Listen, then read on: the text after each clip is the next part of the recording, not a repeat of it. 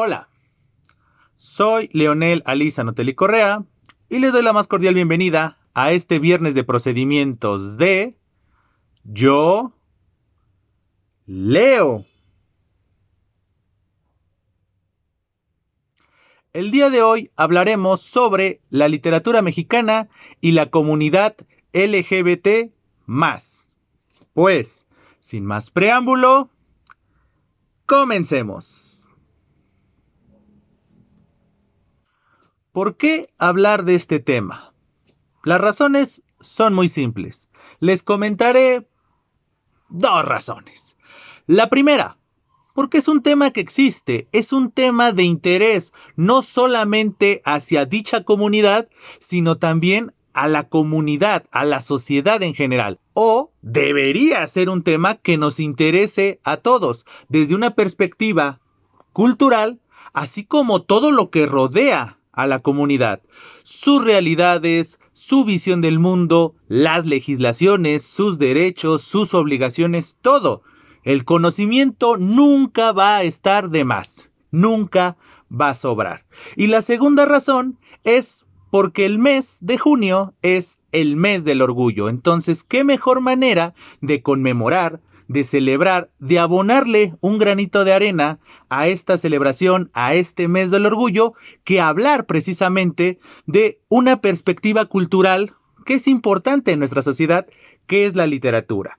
Y principalmente la literatura mexicana. ¿Y por qué me voy a enfocar solamente en la literatura mexicana? Porque, infelizmente, la cultura mexicana ha pasado a la historia como una sociedad misógina, homofóbica, racista, a pesar de toda su historia. Entonces, ¿qué mejor manera de también hacer ver que la cultura mexicana también tiene estos testimonios que contraponen un poco la mala fama del pueblo mexicano? Entonces, comencemos primero con un contexto. ¿Por qué? Porque el mes del orgullo no nace en México y todo lo que ello desemboca tampoco surge en México. Pero es importante que nosotros, como mexicanos, y también como latinoamericanos en general, conozcamos un poco el contexto de el mes del orgullo. El mes del orgullo, o Pride Month en inglés, surge a finales de los años 60 del siglo pasado y es un parteaguas, un rompimiento de paradigma sobre ciertas circunstancias que le competen no solo a la comunidad LGBT+, sino a la sociedad en general. Entonces, vamos a descubrir juntos qué ocurrió a finales de los años 60 del siglo pasado que desembocó en el Pride Month o mes del orgullo. Nosotros no podemos hablar de el mes del orgullo o Pride Month sin hablar de el levantamiento de Stonewall. ¿Qué es el levantamiento de Stonewall? Este levantamiento tuvo lugar en 1969 en la ciudad de Manhattan, Nueva York, Estados Unidos. Un 28 de junio de 1969, la comunidad LGBT+ contraatacó los actos discriminatorios por parte de la policía de Manhattan, quienes en un bar conocido, o mejor dicho, llamado Stonewall Inn, hicieron una redada y detuvieron, golpearon y vejaron a integrantes de la comunidad LGBT+, que precisamente usaban este lugar de Stonewall Inn como un punto de reunión, porque no olvidemos que en este año, 1969, la homosexualidad y todas sus diferentes muestras eran consideradas un delito. Entonces, precisamente esta represión por parte de la policía de Manhattan desembocó en una molestia, en un levantamiento, exigiendo derechos, exigiendo respeto, exigiendo que se les tratara de manera digna. Y entonces, precisamente, este levantamiento, que insisto, tuvo lugar el 28 de junio de 1969, dio pie a el que ahora conocemos Mes del Orgullo o, usando los conceptos en inglés, Pride Month. Para entender este movimiento y en consecuencia esta comunidad, tenemos que desglosar qué significan las siglas LGBT y ahora el signo de más que se le sumó hace unos cuantos años. La L hace referencia a las lesbianas. La G hace referencia a los hombres gays. La B hace referencia tanto a los hombres como a las mujeres que son bisexuales. La T hace referencia a los transgeneristas, es decir, transvestis, transformistas o transexuales, es decir, toda persona cuya identidad de género no corresponde a su sexo biológico. Y, como se puede inferir, el signo más simboliza todas las identidades de diversidad sexual, tales como los intersexuales, el mundo queer, los asexuales y demás identidades. La comunidad LGBT+ es normalmente identificada por su bandera, la cual consta de 6 colores, colores que obviamente no están ahí porque sí, sino porque tienen un simbolismo. ¿Cuál es el simbolismo de cada uno de estos colores? Se los comento a continuación. El color rojo simboliza la vida. El color naranja simboliza la salud. El amarillo simboliza o refleja la luz del sol. El verde simboliza la naturaleza. El azul simboliza la serenidad. Y finalmente, el morado simboliza o representa el espíritu. Cada uno de estos colores engloban las características y en consecuencia simbolismos de la comunidad. Precisamente esta coyuntura, este contexto, tanto del mundo LGBT+, así como de su comunidad, y por lo tanto de su exigencia de derechos que ve en el levantamiento de Stonewall el punto de partida, no significa que antes no hubiera ciertas situaciones, ciertas demandas, ciertos casos, pero obviamente este levantamiento que tuvo lugar en el año de 1969 fue el punto de partida, fue cuando toma más impulso. Entonces todo ese contexto obviamente no puede estar distanciado de la realidad cultural y en este caso de la realidad literaria. Y como se los comentaba al principio de este video, esta situación, esta realidad tampoco estuvo ni está lejana de la coyuntura cultural y literaria de México, un país que, como también se los comentaba, ha pasado a la historia como un país machista, misógino, homofóbico, racista. Muestra de ello son infinidad de obras de toda índole, tanto artísticas puntualmente en el cine, en la literatura, en la música, en sus particulares figuras de la farándula, etc. Entonces, ciertos patrones, ciertas conductas mostraban al mexicano en general como alguien con estos vicios, alguien con estas tendencias que son totalmente censurables, totalmente deleznables. Pero no todo eso existe en la cultura mexicana. Muestra de ello es ciertas obras literarias, ciertos autores, ciertas autoras que han tenido el valor de usar la literatura como un canal para darnos a conocer no solo el contexto social, no solo el contexto morboso, sino también el contexto humano de su experiencia personal o bien de la experiencia personal, íntima incluso, de esta comunidad. En el caso particular de este video, yo no quiero profundizar y no quiero comenzar a mencionar infinidad de obras, pero sí les voy a mencionar una serie de obras que, desde mi perspectiva, reflejan de muy buena manera todo esto que les estoy comentando desde una óptica 100% mexicana, pero al final me voy a enfocar en solo dos obras. Obras que, a su vez, considero que son esenciales para entender la literatura mexicana y su relación con la comunidad LGBT más. Cuando nosotros hablamos de la literatura mexicana y la comunidad LGBT más, podríamos mencionar obras tan importantes como El diario de José Toledo, el cual es una novela escrita por Miguel Barbachano Ponce, quien en el año de 1964, sí, escucharon bien, 1964, es decir, 5 años antes que tuviera lugar el levantamiento de Stonewall, Miguel Barbachano Ponce publica una novela en donde nos hace ver y en consecuencia reflexionar la vida y las vivencias de un homosexual. Siguiendo en este ámbito, podríamos hablar también del libro Después de todo, escrito por José Ceballos de Maldonado y publicado en el año de 1969.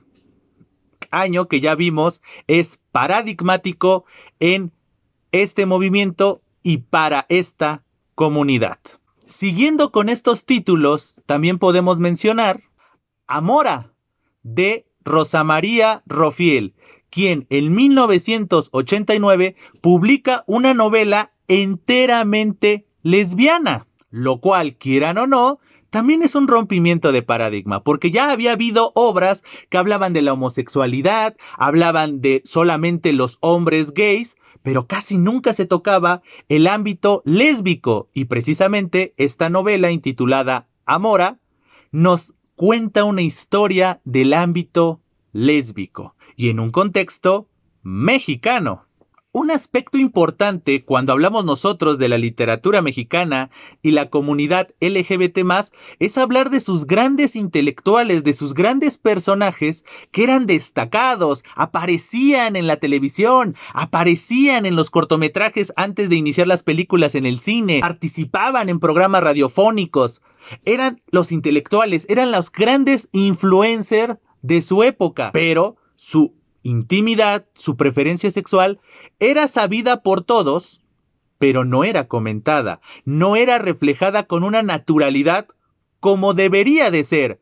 Muestra de ellos es la historia, la vida, por decirlo así, del gran escritor e intelectual Salvador Novo. Él escribe sus memorias, su despertar sexual, en un libro intitulado La estatua de sal, en donde nos deja testimonio de 10 años de su vida, aproximadamente entre 1914 y 1924.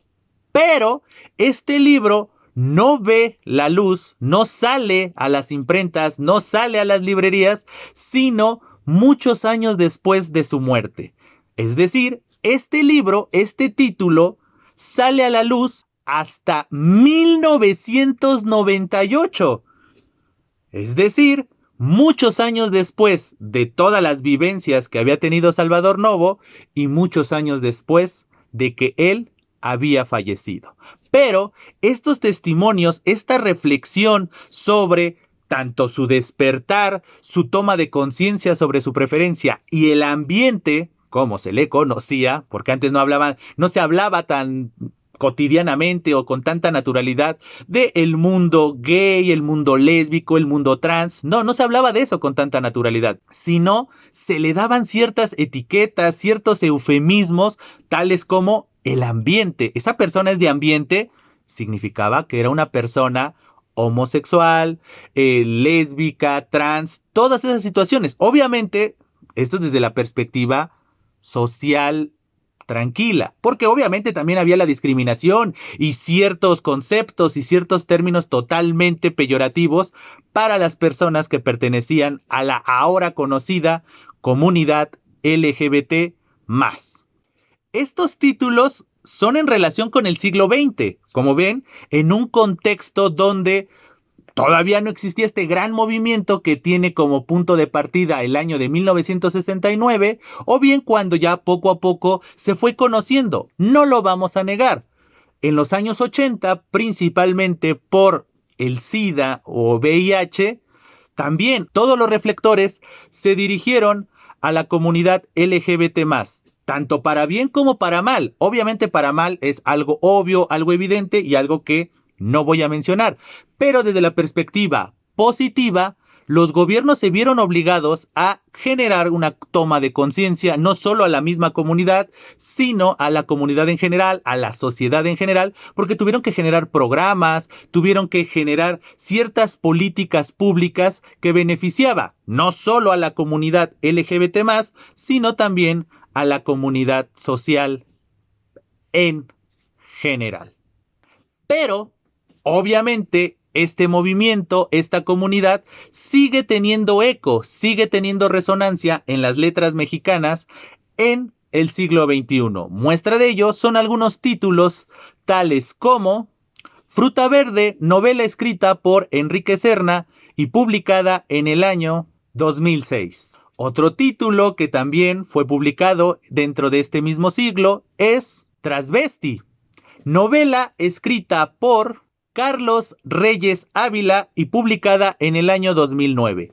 La particularidad de esta novela es que es producto de una investigación sobre los transvestis en el norte del país. Y entonces esta investigación, etcétera, trae como consecuencia esta novela, que precisamente refleja dicha pesquisa y todo lo que rodea a esta misma. Claro, sin olvidar que nos cuenta la perspectiva, la vida de otro de estos integrantes de la comunidad LGBT+. ¿Por qué? Porque siempre se hablaba del hombre gay, de la mujer lesbiana, pero casi no se profundizaba sobre los transvestis. Y precisamente esta novela, publicada en el año 2009, nos cuenta una perspectiva, nos da un testimonio sobre esta preferencia.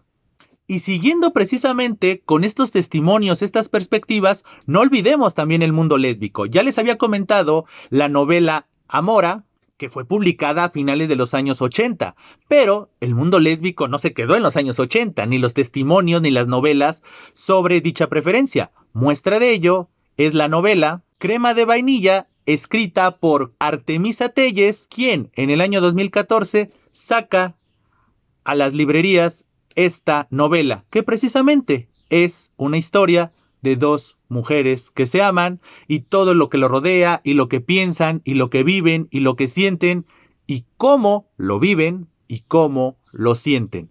Lo cual precisamente nos evidencia que la literatura nos muestra un mundo sí de posibilidades, pero también un reflejo de la realidad.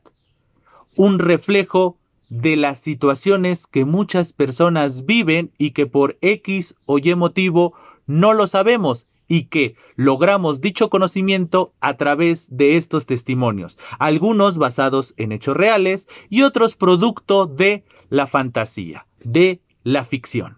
Pero como les decía, no me voy a enfocar en toda la literatura mexicana que nos trate sobre un personaje o sobre la comunidad LGBT+, porque aquí podríamos hablar de obras de teatro, poesía, ensayos, un poco sobre las novelas, como lo acabo de hacer hace unos minutos. No quiero profundizar en demasía porque eso implicaría mucho tiempo y se me haría injusto mencionar unas obras y no mencionar otras, mencionar a unos autores y no mencionar a otros. No obstante, hoy es Viernes de Procedimientos y quisiera recomendarles dos novelas que cumplen con el tema y el título de este capítulo, que es Literatura Mexicana y la comunidad LGBT+. Dos novelas. Por un lado tenemos una novela importantísima, trascendente, conocida y reconocida, y por el otro lado tenemos una novela poco conocida, al grado de que yo podría afirmar que incluso muchos especialistas en esta literatura no la conocen. Pero dejemos de hacerla de emoción y concentrémonos en la recomendación. Seguramente quienes conocen la literatura mexicana relacionada con la comunidad LGBT+, cuando estaba ahorita mencionando los distintos títulos, estoy casi seguro que estaban diciendo, no, te falta la más importante. ¿Por qué no has mencionado El vampiro de la colonia Roma? Escrita por el gran escritor e infelizmente recientemente fallecido Luis Zapata. Esta novela fue publicada en el año de 1979, es decir, 10 años después del levantamiento de Stonewall. Y, como ya vimos, no es la primera novela homosexual, no es la primera novela que tiene a un homosexual como protagonista ni nada. Les mencioné hace unos minutos unas cuantas obras que tocan este tema, aunque claro, no tuvieron tanta resonancia como sí lo tuvo, incluso puedo afirmarlo, lo sigue teniendo esta novela. Esta novela vendió infinidad de ejemplares. ¿Por qué?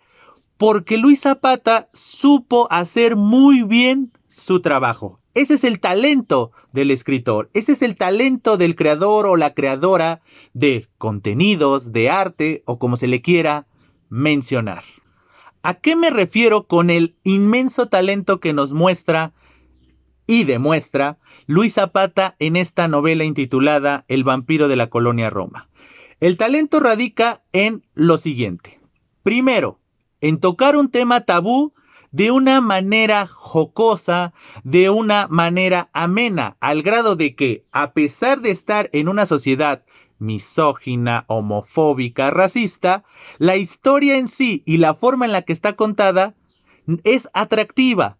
El relato te va llevando por las aventuras de Adonis García, un chichifo, es decir, un hombre que se prostituye y que es homosexual. Nos cuenta sus aventuras y entonces dentro de sus aventuras, que son contadas de manera jocosa, es decir, siguiendo la tradición de la novela picaresca. Esos grandes pícaros, dígase el Lazarillo de Tormes, dígase el Guzmán de Alfarache o dígase el Buscón Don Pablos, esos grandes personajes de la literatura denominada universal, esa tradición y esos personajes son retomados por Luis Zapata y así, y por medio de esos recursos, nos muestra a Adonis García. Y todavía para acabarla, el segundo elemento que desde mi perspectiva llama la atención de esta obra es la forma en la que está escrita. ¿Por qué? Porque a partir de unas grabaciones hace la transcripción de estas. Es decir, la novela nace precisamente de unas grabaciones que había hecho Luis Zapata a un personaje de esta comunidad. Y entonces, a partir de esas grabaciones reales, genuinas, crea a su personaje Adonis García y crea a su vez el estilo de la novela. Si ustedes se acercan a El vampiro de la colonia Roma, encontrarán sí una historia jocosa, picaresca, llena de humor, llena de referencias de la comunidad homosexual en México, principalmente de la zona rosa. Sí, vamos a encontrar de esas referencias desde una perspectiva antropológica, sociológica, etcétera, pero también vamos a encontrar una gran propuesta filológica y literaria, porque el texto está escrito no de manera convencional, sino de manera fonológica. Esa es la gran aportación estilística que tiene Luis Zapata. Entonces, esos dos aspectos de contarnos una historia de manera jocosa, siguiendo la tradición de la picaresca, y por el otro lado este estilo le da una cierta seriedad, aunque no deja de también ser jocoso. Este aspecto fonológico de decir, estas son unas grabaciones de Adonis García y la transcripción es tal cual. O sea, cuando hay pausas, se dejan espacios en blanco. Es decir, no hay comas, no hay puntos, no hay nada de eso, sino simple y llanamente hay palabras y por el otro lado largos espacios en blanco, que es donde se hacen las pausas, donde tal vez se guardó un silencio, tal vez donde se cerró una sesión de grabación. Entonces, si nosotros nos acercamos a dicha novela, que hago totalmente la recomendación y la invitación a que se acerquen a esta gran novela, nos encontraremos con esas perspectivas, esos aspectos que rodean a una gran obra, en este caso, literaria. Por un lado tenemos una historia atractiva, jocosa, que nos acerca al México de los años 70, al mundo de los homosexuales y por el otro lado a esta larga tradición de la picaresca. Es decir, nosotros podemos leer El vampiro de la colonia Roma como un testimonio, sí, de la comunidad LGBT+, pero también lo podemos ver como un testimonio, como estas grandes novelas de las ciudades, en este caso de la Ciudad de México. También lo podemos ver como un testimonio de la fonología y por el otro lado lo podemos ver como un testimonio de la larga tradición de la picaresca. Entonces, como ven, esta obra tiene muchas aristas, la podemos leer y la podemos valorar desde diferentes frentes. De ahí que se la recomiende sin dudarlo ni un segundo. Hablar de El vampiro de la colonia Roma y en consecuencia de Luis Zapata es hablar de una obra y un autor conocidos y reconocidos, no solamente por su temática en torno a la comunidad LGBT+, sino por su talento, por los recursos que maneja y por los grandes aportes que le ha dado no solo a la literatura mexicana, sino también a la denominada literatura universal. Pero, como se los mencionaba hace unos minutos, les voy a hablar de una novela poco conocida y en consecuencia de un autor poco conocido, pero que desde mi perspectiva también vale la pena mencionar. ¿Por qué? Porque también toca el tema relacionado con la comunidad LGBT+, lo hace de muy buena manera y también sigue una larga tradición en la novelística de la denominada literatura universal. ¿A qué novela me estoy refiriendo? Me estoy refiriendo a Con enormes tacones, escrita por Yair Camet y publicada en el año 2004. Esta novela básicamente nos cuenta el transitar, el inicio de un personaje llamado Emanuel. Y justamente Emanuel tenía un anhelo, tenía un deseo: ser mujer. Es decir, no se identifica con su sexualidad biológica. Y entonces nos cuenta precisamente desde su descubrimiento de este deseo, de esta situación, y su transitar de cómo va viviendo esa transformación, cómo va viviendo ese anhelo, ese deseo y todo lo que implica ese deseo, ese anhelo. ¿Por qué les digo que esta novela también sigue una tradición? Cuando hablábamos de Luis Zapata, hablábamos de que Luis Zapata sigue la tradición de la picaresca. En el caso de Yair Camet, él sigue la tradición de las denominadas Bildung Roman, o también conocidas como novelas de formación. Es decir, estas historias, estas novelas que nos cuentan el transitar de un punto A un punto B de un personaje, ya sea producto de una vivencia que lo hace madurar, de una vivencia que lo hace consolidar su identidad. ¿Y qué mayor identidad que tu identidad de género, que tu identidad existencial a partir de esta situación de género? Entonces, a lo largo de las páginas, a lo largo de los capítulos, nos vamos adentrando a la historia de Manuel con estas incertidumbres, estos deseos, estos anhelos, estas represiones, hasta que encuentra a ciertas personas con las que comulga y entonces va descubriendo que no es la única persona que ha vivido eso, que no es la única persona que tiene los mismos deseos, los mismos anhelos, pero que obviamente el consolidar esta meta implica un largo transitar, una larga cadena de sucesos para bien y para mal. Y qué mejor que recurrir a la Bildung Roman o novela de formación. Y entonces a lo largo de los capítulos, Yair Camet nos adentra en una historia de identidad.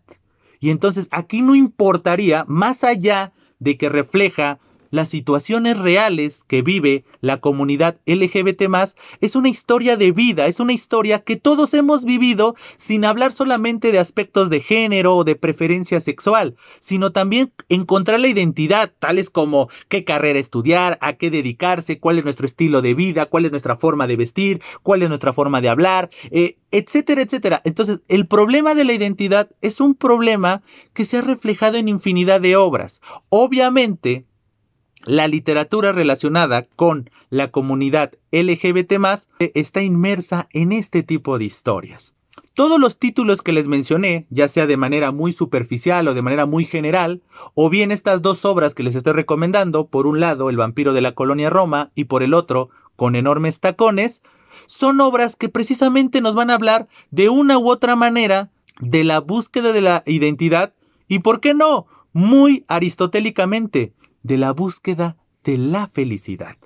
Aristóteles decía que la felicidad se encuentra a partir del conocimiento. ¿Y qué mejor y qué mayor conocimiento que saber quién eres, que saber qué quieres, que saber en dónde estás, hacia dónde vas? Toda esta literatura en relación con la comunidad LGBT+, tiene esos tópicos, tiene esos reflejos de la necesidad inherente del ser humano por buscar una identidad, por buscar una felicidad, por buscar una estabilidad.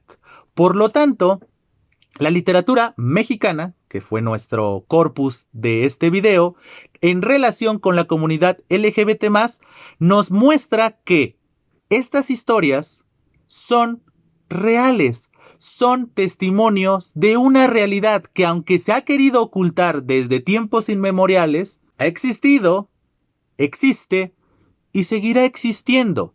Por lo tanto, tenemos otro ejemplo más de que el arte, por un lado, es el reflejo de la realidad, por otro lado, es el reflejo de las necesidades de las distintas comunidades y por el otro lado, es saber darle voz al hubiera, saberle dar voz a las posibilidades en miras de tomar conciencia tal vez del pasado, tomar conciencia del presente y, ¿por qué no?, mejorar la vida en miras del futuro. Pues bien, espero que este video y estas recomendaciones hayan sido de su gusto, pero sobre todo de su utilidad. Como siempre, antes de despedirme, las invito a que se suscriban al canal, a que comenten qué les pareció, qué obras conocen de la literatura, no solamente mexicana, sino de la literatura, de la denominada literatura universal, en relación con la comunidad LGBT+, qué autores, qué títulos nos pueden recomendar para que vayamos extendiendo este acervo, este corpus, en torno a este tipo de literatura, a este tipo de testimonios. Por otro lado, también las invito a que compartan este video o cualquiera de los otros que se hayan subido. También podemos usar este espacio de comentarios para que me hagan llegar sus sugerencias, sus comentarios y todo aquello que le abone a este canal, a este proyecto. Por otro lado, también les extiendo la invitación para que me sigan en mis distintas redes sociales, dígase Facebook, Instagram y Twitter, en donde también lo podemos usar como un espacio en el que ustedes me hagan saber sus sugerencias, sus críticas, sus recomendaciones y todo aquello que le abone a este canal de YouTube llamado Yo Leo. Pues bien, sin más que agregar por el momento, les agradezco infinitamente su presencia y les digo, estamos en comunicación. Hasta siempre.